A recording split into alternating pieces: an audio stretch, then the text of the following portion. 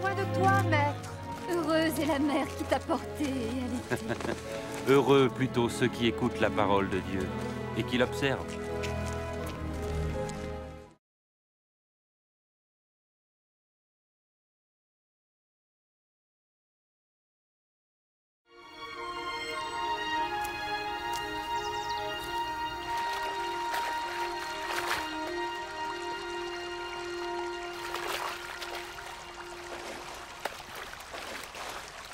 Apprends-nous à prier, comme Jean l'a appris à ses disciples.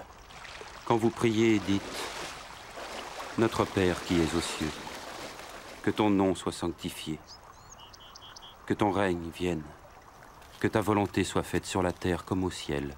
Donne-nous chaque jour notre pain quotidien. Pardonne-nous nos offenses, comme nous pardonnons aussi à ceux qui nous ont offensés. Protège-nous contre la tentation et délivre-nous du mal. »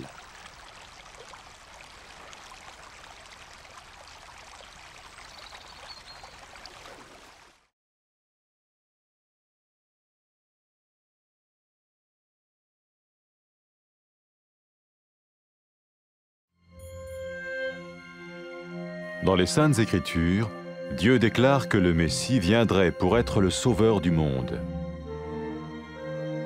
La vie de Jésus prouve qu'il est bien celui dont les prophètes avaient parlé. Ésaïe a prophétisé que la Vierge deviendrait enceinte et qu'elle enfanterait un fils. Des siècles plus tard, la naissance de Jésus accomplissait cette prophétie.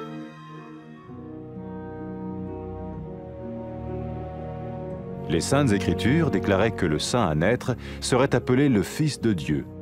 Cela signifiait que Jésus serait le Fils de Dieu au sens spirituel et non au sens physique. Nous le voyons par sa manière de vivre. Il a guéri des malades, il a pardonné leurs péchés, les a ramenés à Dieu et leur a promis une place dans le royaume éternel de Dieu.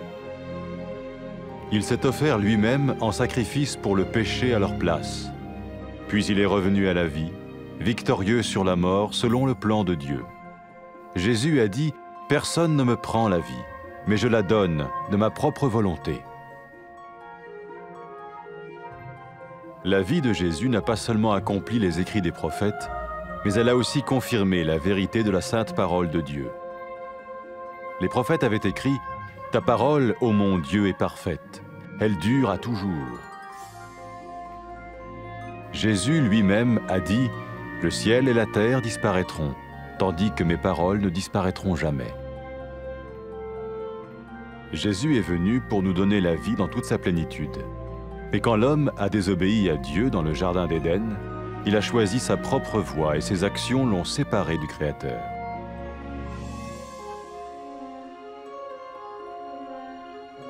Les Saintes Écritures déclarent que tous sont péchés et que le salaire que paye le péché, c'est la mort.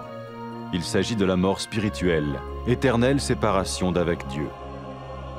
Mais tout comme Dieu a donné un bélier pour qu'il meure à la place du fils d'Abraham, ainsi il a envoyé Jésus, le Messie, mourir à notre place.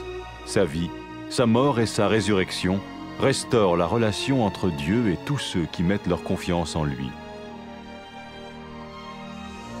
Maintenant, non seulement Jésus pardonne les péchés de ceux qui le suivent, mais il les sauve aussi du jugement éternel de Dieu. Ils sont sûrs d'aller au paradis et de vivre avec lui pour toujours. C'est cette vie et cette liberté de la culpabilité et du pouvoir du péché que Jésus offre à chacun aujourd'hui. Cela ne veut pas dire suivre une religion, mais choisir d'avoir foi en Jésus qui dit « Je me tiens à la porte et je frappe. Si quelqu'un entend ma voix et ouvre la porte, j'entrerai chez lui. » Cela veut dire se tourner vers Dieu et croire que Jésus vient dans nos vies pardonner nos péchés et nous rendre tels qu'il veut que nous soyons. Il ne suffit pas d'approuver intellectuellement ce qu'il dit, ni de vivre une expérience émotionnelle. Nous le recevons par grâce, au moyen de la foi, par un acte de notre volonté. Lorsque quelqu'un est prêt à suivre Jésus le Messie, il peut lui parler par une simple prière. Peut-être êtes-vous prêt maintenant à ouvrir votre vie à Dieu. Si oui, vous pouvez vous joindre à la prière suivante, silencieusement. dans votre cœur. Seigneur Jésus, j'ai besoin de toi. Merci d'être mort sur la croix pour mes péchés.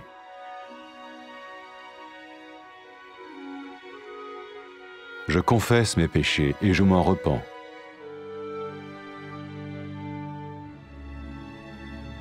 Je t'ouvre la porte de ma vie et je te reçois comme mon Sauveur et Seigneur.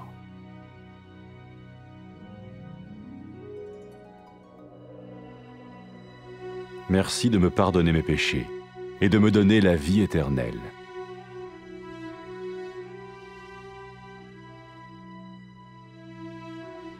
Fais de moi le genre de personne que tu veux que je sois. Maintenant que je deviens l'un de ceux qui te suivent. Amen.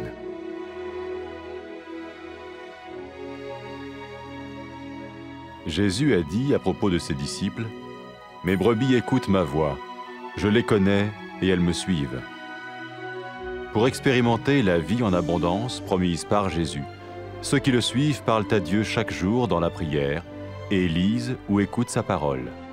Ils parlent de lui à d'autres personnes et rencontrent régulièrement ceux qui l'aiment et le suivent. N'oubliez pas sa merveilleuse promesse. Tout pouvoir m'a été donné dans le ciel et sur la terre. Et sachez-le, je vais être avec vous tous les jours, jusqu'à la fin du monde.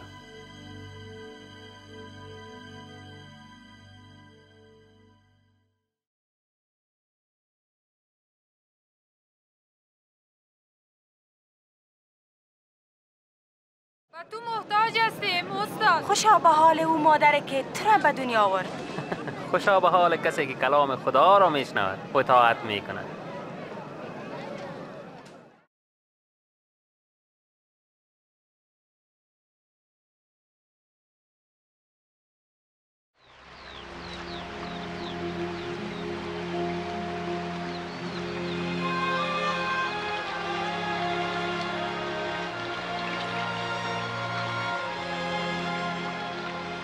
دعا کردن البته فقط مثل که یحیی یاد داد. دعا کنید ای پدر آسمانی ما، نامت مقدس باد، دولت تو بیاید، اراده تو در زمین نیز اجرا شود. نان روزانه ما را بده، خطایای ما را ببخش چنان که آنانی را که به ما خطا کردند میبخشیم. ما را از وسوسه نگه دار و از شریر رهایی ده.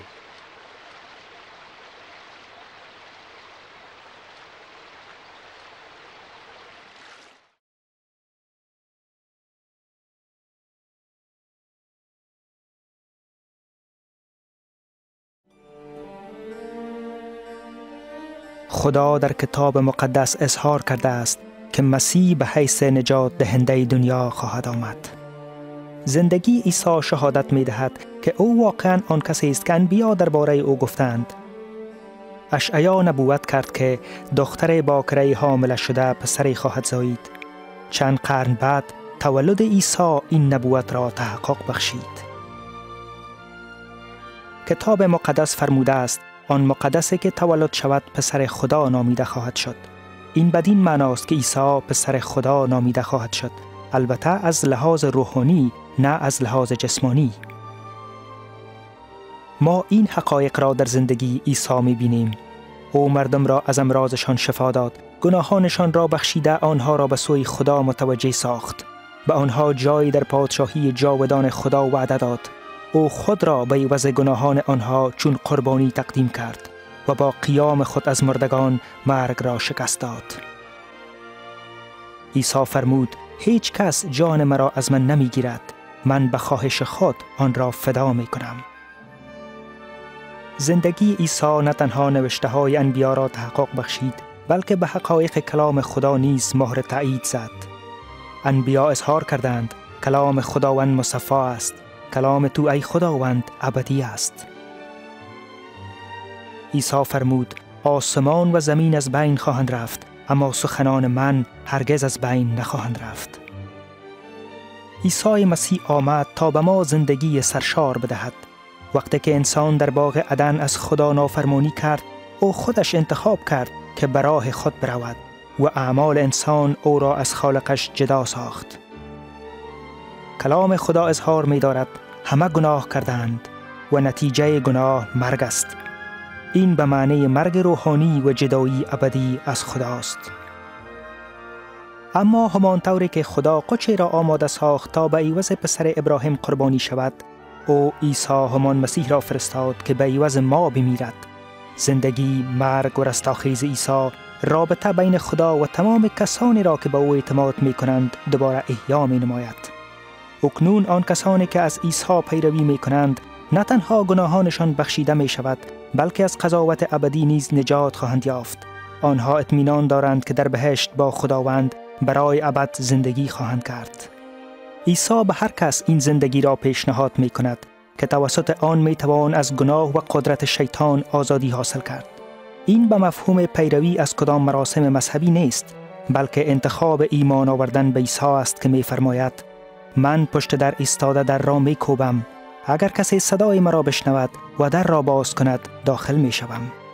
این به معنی بازگشت به سوی خدا و اعتماد به عیسی است که وارد زندگی ما می شود تا گناهان ما را بیامرزد و از ما انسان بسازد که مورد پسند او باشد. کافی نیست که ما صرف به اساس عقل خود به ادعای عیسی موافقت کنیم و این کدام تجربه احساساتی هم نیست، بلکه ما او را با فیض از طریق ایمان در اراده و عمل خود قبول می کنیم.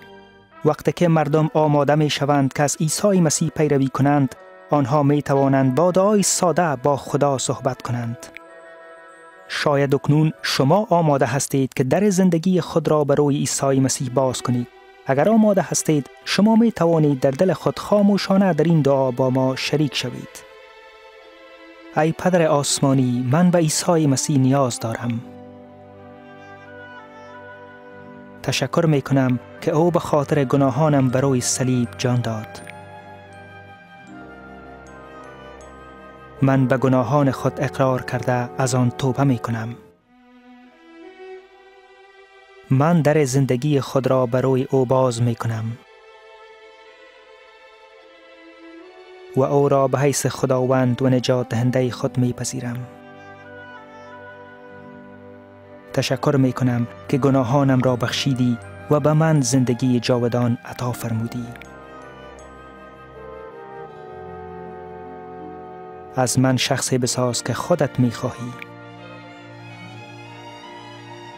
تا من بتوانم یکی از پیروان عیسی باشم. آمین.